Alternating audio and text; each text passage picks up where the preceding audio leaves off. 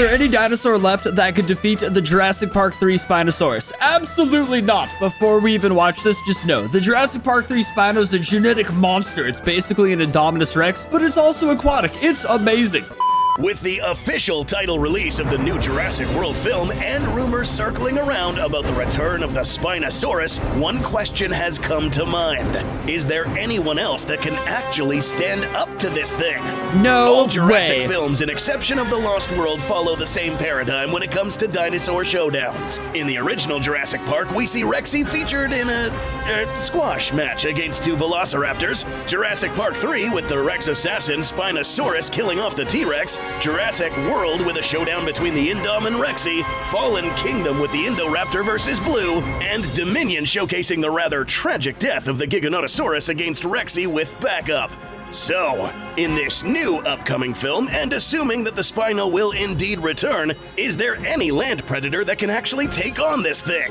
To set things clear before we move on, while watching this, keep in mind that this episode is not intended to make predictions on what will happen in the next movie, but rather to kind of set the stage and answer certain questions. That being, which of the large predatory dinosaurs that are still alive in this cinematic universe is still able or is in enough shape to defeat the Spinosaurus? Actually, that's a bit of a plot twist. There was two T-Rexes at the end of Dominion. You gotta imagine two T-Rexes can pretty much handle just about anything. Any hybrid monster freak of nature. That's actually a pretty darn good way this could go down. Each one grabs a limb, they both pull, easy peasy. In this episode, we'll also assume that this Spino, the one we saw from Camp Cretaceous, is the same one from Jurassic Park 3.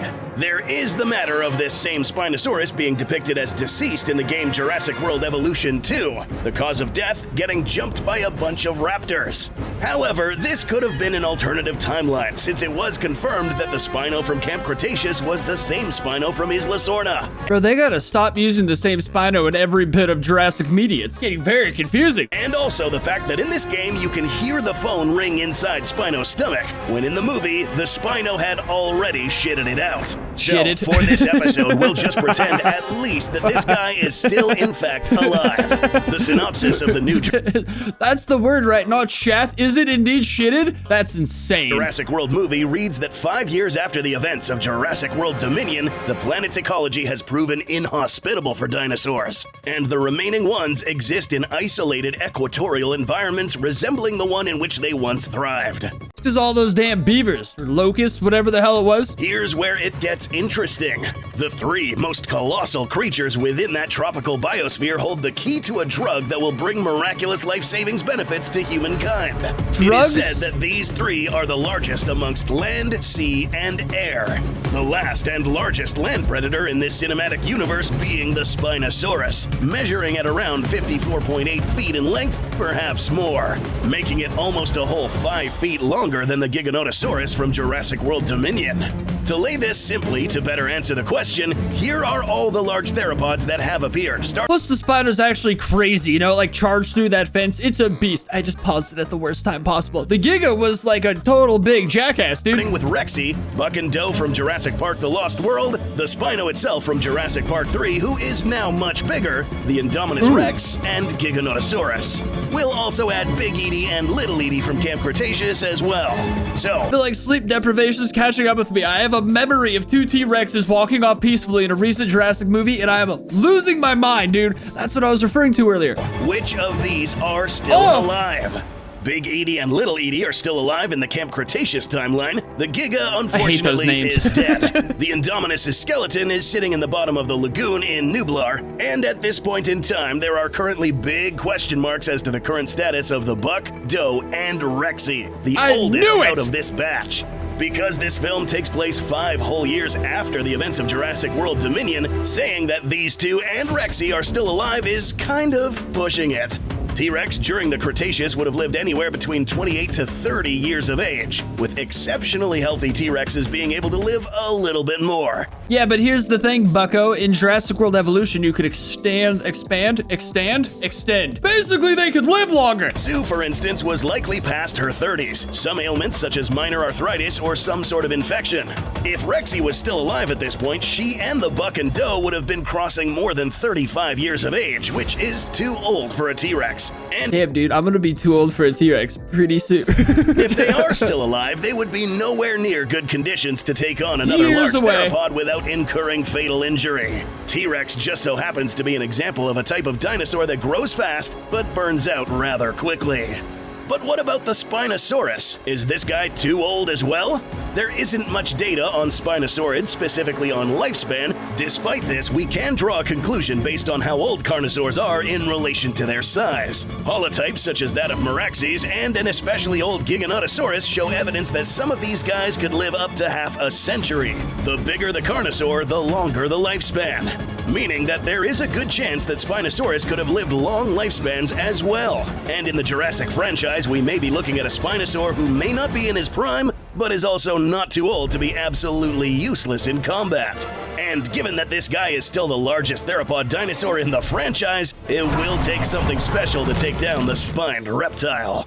If this one kept picking his fights carefully and did not incur any catastrophic injuries throughout its life, this fella may be able to still live for quite some time.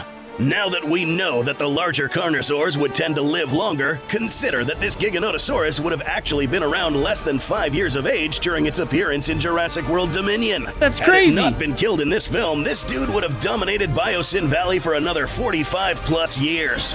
Similarly, if we assume that Spino could have lived remotely close to this, he would still have a good 10 solid years under his belt before he starts to feel the effects of old age. See, that's the only reason I don't personally consider Camp Cretaceous that canon, even though it completely is, and I'm an idiot for even saying that. I'm just delusional. But it's because it makes it so canonically none of the dinosaurs could actually catch a small child, which just is crazy, because I'm pretty sure they all could. So, is there really anyone strong enough to stand a chance here? We have a couple of options. The T-Rex duo seen in Camp Cretaceous, Big Edie and Little Edie, may actually stand a chance. Now, these aren't just any T-Rexes. Bro, we need new T-Rex names. Big Edie and Little Edie. What is that? Is the short butt? Nothing. If you remember, these two would have been held in an artificial environment where they would be observed, taken care of, so that they can fight repeatedly against other dinosaurs. Forced to fight against her will and surviving repeated encounters against other dinosaurs, the young one in particular may grow up to be a hard challenge for an adult Spinosaurus. Her mother, Big Edie, wasn't necessarily a small specimen either, reaching lengths that rivaled Rexy, meaning her offspring, if she lived a healthy life, could have been just as large as Rexy herself in her prime. Rex is on But top these forever. aren't the only T-Rexes still around. In Jurassic Park: The Lost World, we were introduced to a young T-Rex known as Junior. Now, this guy at this point in time would be a full-grown adult. Junior is one of the main reasons Lost World is one of my is my all-time #1 favorite Jurassic movie. Jurassic Park 2, bro. It's just perfect start to finish. Admittedly reaching his later years. We'll get to where this animal might be in a little bit, but we must first speculate on whether or not this guy is in proper shape to take on a Spinosaurus. Assuming that he was born in the year 1996 or 1997, and that Jurassic World Rebirth takes place in the year 2027, this fellow would be approximately 30 years of age. Meaning that even if this guy took good care of himself, he is no longer in his prime. Man, being 30 watching this, I'm a little past it all. Not even in my prime anymore. Mention that his parents were not the largest Rexes seen in the franchise, with both being slightly shorter than Nublar's Rexy. So, would Junior be a better pick than Little Edie? Probably not. And there's also the matter of Junior's whereabouts. Some speculations have it that if this guy is still alive, he may be currently in the Biosyn Sanctuary. However, given the movie's synopsis, we are informed that any dinosaurs that are still alive would be located near the equatorial belt, the more tropical regions, and coincidentally right where Cinco Muertes are at. Right back to Costa Rica, where it all began. That's crazy. In this particular location, the only land predators that would actually pose a threat to this now adult Spino would be any T-Rexes that live on Isla Sorna, if there are any left. The last whereabouts of a Spinosaurus in this series was in Manticorp Island, a place located east of Nublar, closer to the Costa Rican mainland. Given that Spinosaurus is an aquatic dinosaur, it's really not too far-fetched for a very motivated Spino to make his way back to his home turf on Isla plot Sorna, twist. as long as he avoids running into an especially hungry Mosasaurus, or somehow transported back to this island. This way, Spinosaurus would be living amongst the creatures that may pose a threat once again. So, besides a T-Rex, is there anything else that can stand up to this Spinosaurus? Well, here's the thing. It's already established in the lore that there are several labs around the world cooking up new species, some of which haven't been introduced yet, such as other big theropods like Carcharodontosaurus or Mappasaurus. Plot Two twist. other large carnivores that with a few genetic tweaks may still pose a considerable threat for Spinosaurus. Not to mention the possibility of introducing other big dromaeosaurs such as Utah Raptor.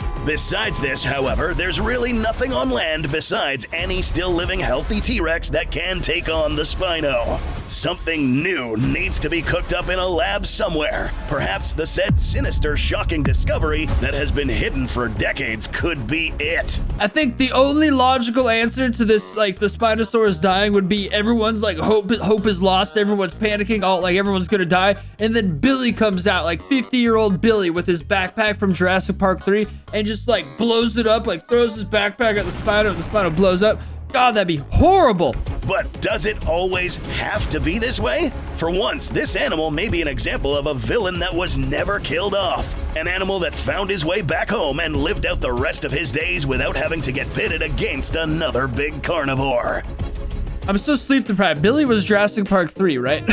Like, obviously. Damn, dude. Woof! Either way, I love the idea of this, and more than that, I love all the math Goji Center does calculating how old these dinosaurs might be in modern times, because me personally, I've got no freaking idea. I clearly don't even know movie names that I've been watching since I was a child. Either way, leave a like on the video, subscribe to Goji Center, and I'll see you next time.